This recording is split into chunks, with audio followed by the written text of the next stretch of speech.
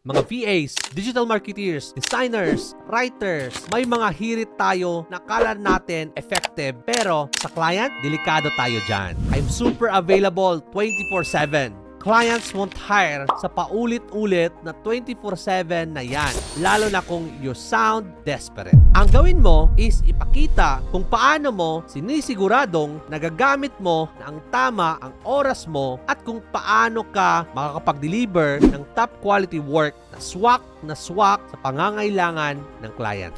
Gagawin ko ang lahat ng gusto mo, promise. Clients love confidence. Pero over-promising, yan ang pumapatay ng trust. Much better, just be honest sa kaya mong gawin at ipakita mo ang strength mo.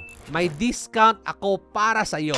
Marami nang nag-offer ng discount. But the clients, hindi na sila nabibili ng mura lang. Ang hinahanap nila ngayon ay high quality results and work na sulit sa presyo. So, papakita mo kung bakit karapat-dapat and mahalaga ang serbisyo mo dahil sa value at quality na mabibigay mo. Sa halip ng mga generic na hirit, focus ka sa kung paano mo mariresolba ang problema ng client. Ano yung specific skills na makakatulong sa project nila at mga resulta o testimonials na magpapakita ng kredibilidad mo because client these days hindi naghahanap ng hype, naghahanap sila ng solution. Kaya, bago ka mag-send ng pitch, tanungin mo muna ang sarili mo. Makakatulong ba ako sa client ko na to o gusto ko lang makakuha ng trabaho? Kung sagot mo ay makakatulong, siguradong may panalo ka.